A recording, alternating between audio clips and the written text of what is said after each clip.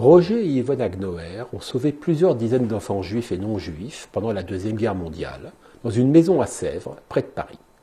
Cet établissement, à l'origine destiné à des enfants victimes de restrictions alimentaires, s'est mué durant l'occupation en refuge pour des enfants juifs, mais aussi pour des adultes juifs, résistants, comme un certain Marcel Manguel, le futur mime Marceau.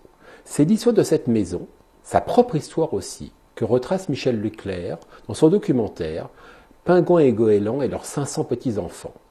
500 enfants, parmi lesquels se trouvait Juliette Cohen, la mère du cinéaste. Michel Leclerc, bonjour. Bonjour. Tout d'abord, pouvez-vous nous expliquer en fait les spécificités de cette maison à Sèvres, ce qui la différenciait d'autres maisons de ce type? Déjà, elle a été ouverte à travers le Secours national. Alors déjà, c'est une spécificité, c'est-à-dire qu'était un organisme vichiste, clairement, financé par Vichy. Donc déjà, il y a cette spécificité-là, c'est-à-dire que pendant la guerre, c'est une maison financée par Vichy et qui leur a servi de couverture pour recueillir et cacher ces enfants dont vous venez de parler. Donc déjà, c'était quand même un genre d'exploit. Et puis ensuite, c'était un endroit, Goéland, Yvonne Agnoer, était une pédagogue dès les années 20, très marquée par l'école nouvelle, c'est-à-dire toutes ces tendances qui étaient à l'époque révolutionnaires, Freinet, Montessori, De Crowley, particulièrement De Crowley. Et donc, dès l'ouverture de la Maison de Sèvres, elle a adopté ces méthodes d'école nouvelle, c'est-à-dire que les enfants étaient autogérés, c'est-à-dire qu'ils devaient chacun prendre des responsabilités vis-à-vis des autres. On leur apprenait ce qu'était une démocratie. Et puis, c'était une école très tournée vers tout ce qui était culturel et artistique. Ce qui fait que tous les enfants pratiquaient la musique, le théâtre, l'imprimerie, parce qu'ils avaient un journal avec une imprimerie, enfin tout ce qui concernait les arts, et que c'était vraiment une éducation très près du désir des enfants, ou qui mettait vraiment l'enfant au centre. Et ce qui était vraiment à l'époque quand même assez révolutionnaire, bien qu'il y ait d'autres écoles comme ça à la même époque. L'idée maîtresse de la pédagogie d'Yvonne est de déterminer un centre d'intérêt, comme par exemple le travail ou le logement, que les enfants étudient toute l'année à travers les différents ateliers qu'ils ont à leur disposition, et dans toutes les classes, du CP à la 3e, et déclinés dans toutes les matières, des maths à la céramique, de l'histoire à la danse, etc. Goéland, elle trouvait, et elle avait raison, qu'il fallait pas uniquement être intellectuel. Elle détestait les purs intellectuels. Elle disait qu'il fallait être manuel en même temps. Pour moi, ce n'est pas une réussite, mais enfin. Alors, une autre question se pose, de taille, c'est cette maison qui est saluée par le pouvoir vichiste comme un exemple de pédagogie. Elle est visitée par des journalistes, enfin je veux dire... Par le ministre de l'Éducation de l'époque. Absolument, il est fait écho des qualités et mérites de cette école dans la presse collaborationniste. Oui. Et il s'agit d'une école qui donc héberge des enfants juifs, mais aussi des adultes, des résistants, enfin je veux dire, la lie de la terre aux yeux de Vichy. Oui. Comment un tel paradoxe est-il possible? Qu'est-ce que je peux vous répondre à ça? Je peux pas vous répondre grand-chose. Tout ce que je peux vous répondre, c'est que ça a été possible. Je pense que ils avaient certainement des alliés dans la place, au sein même du Secours national, probablement des gens qui fréquentaient avant-guerre dans le milieu du syndicalisme et qui les ont certainement protégés. Moi, c'est une hypothèse que je fais. Et puis, je peux pas dire plus que ça. Il y avait vraiment des dangers. Il y avait quand même des gros risques qui soient dénoncés, qui soient arrêtés. Ils ne l'ont pas été. Et les enfants sont restés là jusqu'à la fin de la guerre. Mais je ne peux pas donner une réponse très claire à comment ça a été possible. Je n'en sais rien. Mais ça a été possible. C'est tout ce que je peux dire. Vous avancez aussi une autre hypothèse très intéressante, très cohérente, à savoir que les donc deux dirigeants, le couple Agnoer, étaient désignés par son nom de totem. Oui. Pingouin et goéland, d'où le titre de votre, de votre film. Oui. Et dans cette école, en fait, chacun avait un nom de totem. Oui. Or, avoir un nom de totem à une époque où certains noms vous condamnent à la déportation, c'était un atout de taille. Oui, ben oui. Alors évidemment, je suppose que s'ils avaient voulu vraiment chercher les suppôts de Vichy, ils auraient trouvé. Mais je cite cet exemple de cet article dans le journal Collabo qui s'appelle La Gerbe, qui date de 42, qui parle d'une enseignante de Sèvres qui est juive, sauf que son nom c'est Libellule, je crois. Et donc, il parle de Libellule en disant c'est une formidable institutrice, etc. Alors que dans le même temps, elle devrait être poursuivie et déportée. Donc, manifestement, ils y ont vu que du feu. Oui, clairement. Grâce au totem. Grâce au totem, entre autres. Et ils avaient aussi, évidemment, des faux papiers. Oui, oui. Est-ce que vous pouvez nous dire qui étaient exactement Roger et Yvonne Agnoer? Alors, Yvonne et Roger, c'était des militants. C'est bien avant la guerre. Ils ont été dès la fin de la guerre de 14-18 des militants de gauche, évidemment, très marqués d'abord par le Parti communiste. Pingouin a été communiste jusqu'au milieu des années 20, quand il y a eu la scission entre les staliniens et les trotskistes. Et lui, il a suivi la ligne trotskiste. Il était aussi syndicaliste. Ils étaient tous les deux syndicalistes, des anarcho-syndicalistes. Et c'était aussi des militants, et ça c'était une idée qu'ils ont suivie toute leur vie, pacifistes. Donc dès le lendemain de la guerre de 14, ils sont devenus des militants pacifistes, ce qui évidemment s'est compliqué fortement à partir des années 30 et de la montée des fascismes et du péril fasciste et nazi. Alors justement, comment se fait-il, puisque Roger Agnoer, lui, était juif, et donc tombait sous le coup des lois anti-juives instaurées par Vichy, comment a-t-il pu continuer à rester à la tête de cet établissement, et ensuite comment a-t-il pu échapper en fait au rafle, à la déportation? Alors c'est une très bonne question et c'est assez compliqué d'y répondre de façon très claire, puisque d'abord je suis pas historien moi, donc mais j'ai quand même un certain nombre d'hypothèses. Alors d'abord la directrice de l'école c'était Yvonne Agnoer, qui elle n'était pas juive, elle était de bretonne d'origine, et c'est elle qui avait le poste de directrice de la maison de Sèvres. Ensuite, il y a une deuxième chose, c'est que très clairement, Pingouin, Roger, ne s'est pas déclaré comme juif quand il y a eu les premières lois où tous les juifs de France devaient se déclarer. Il ne l'a pas fait. Je pense que grâce à ça, ou à cause de ça, il a pu rentrer dans un organisme, le Secours national, qui s'appelait l'Entraide d'hiver du Maréchal, et avoir un poste à cet endroit-là. Je pense qu'il doit son poste à des amis syndicalistes qu'il connaissait d'avant-guerre. Et c'est grâce au fait qu'il a eu ce poste au Secours national qu'il a pu permettre à Yvonne de devenir directrice de la maison d'enfants.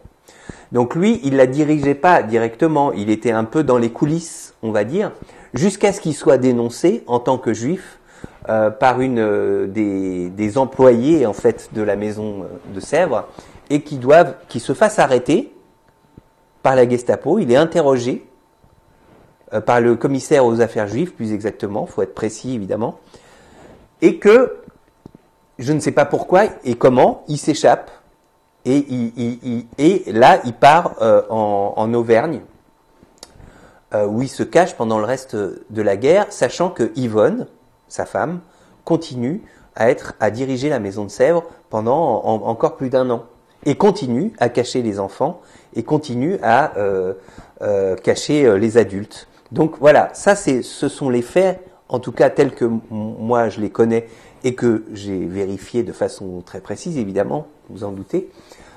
Ensuite, ça pose des questions. J'avoue que, par exemple, le fait qu'à partir du moment où Pingouin est en fuite, parce qu'il est juif, comment ça se fait que sa femme ne soit pas puisse continuer à faire ce qu'elle fait? Ça, c'est vraiment une question, par exemple. C'est l'histoire d'un couple qui ne pouvait pas avoir d'enfants. C'est l'histoire d'un couple qui en a eu des centaines. C'est l'histoire d'Yvonne et Roger Agnoer, que tout le monde appelait Goéland et Pingouin, totem qu'ils avaient pris pendant la guerre et qu'ils ont gardé toute leur vie.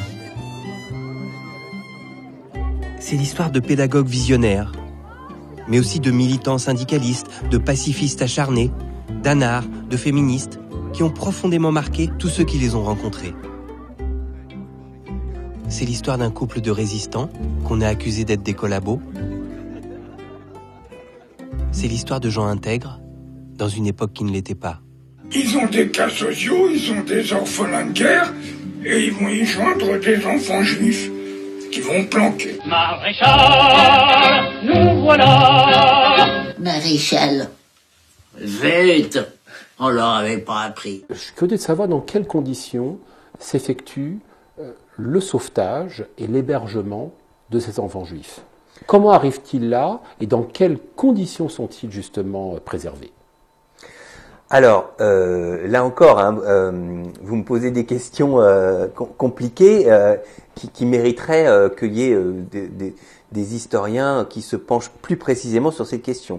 Mais enfin, je sais un certain nombre de choses qui sont que il y avait les maisons de Lozé qui abritaient un certain nombre d'enfants juifs en zone libre, comme la maison d'Isieux par exemple, me semble-t-il, et que à partir du moment où la zone sud, la zone libre, a été envahie par les Allemands, ces maisons d'enfants de Lozé devenaient des cibles privilégiées pour les vichistes et pour les Allemands. Donc il a fallu absolument évacuer les enfants de ces maisons.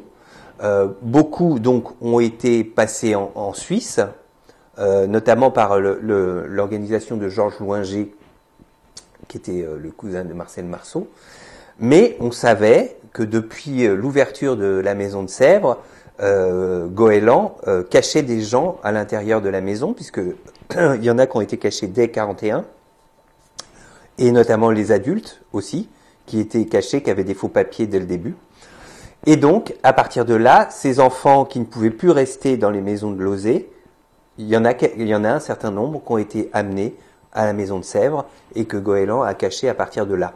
Donc c'est à partir, je pense, il me semble que l'envahissement de la zone sud, c'est fin 42.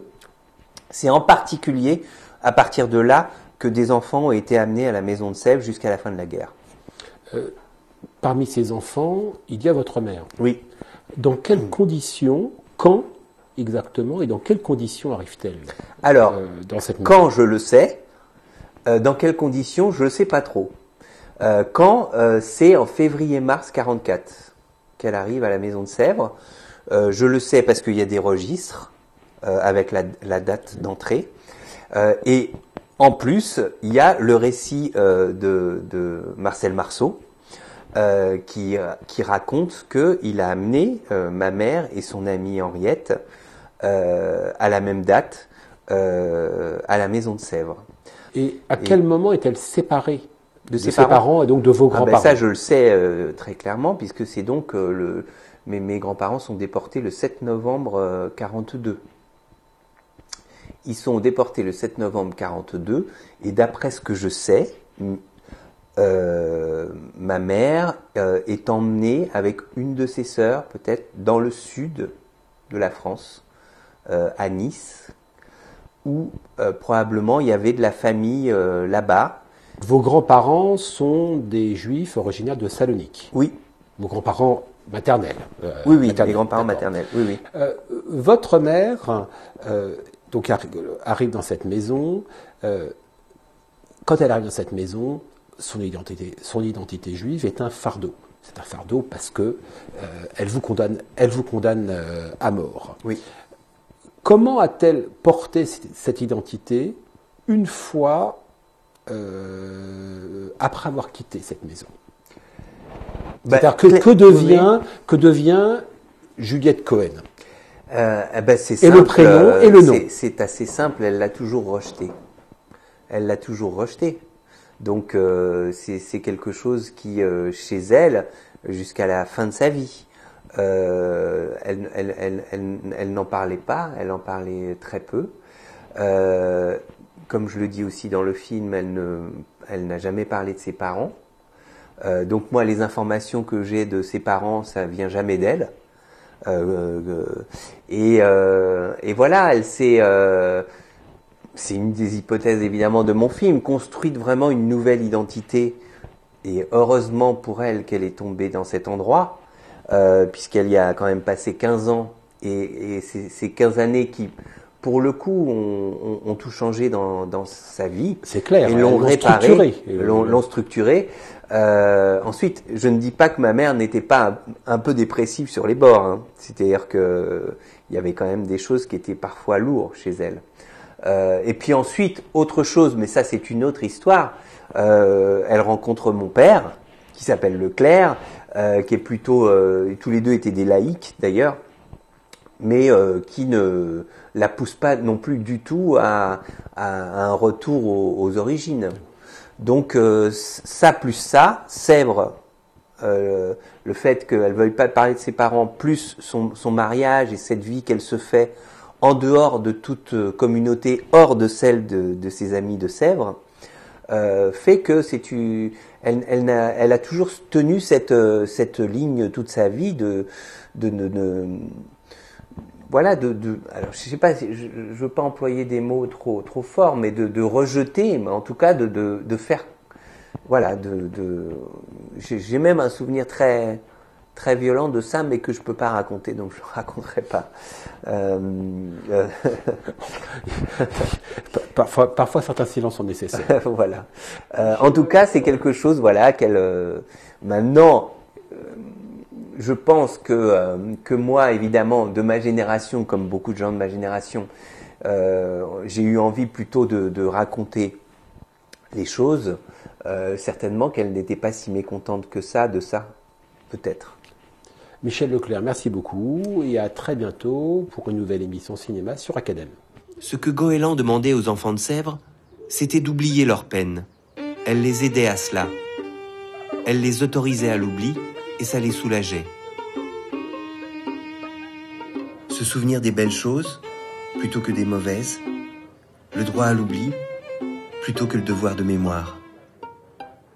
Toute mon enfance, je voyais ma mère et ses copines et j'ai ignoré jusqu'à très tard qui était juive, qui ne l'était pas, qui était orpheline, qui était à moitié orpheline, qui ne l'était pas. Leur identité n'était pas basée sur leur traumatisme passé. Elle ne se présentait pas comme ça parce qu'elle ne se vivait pas comme ça.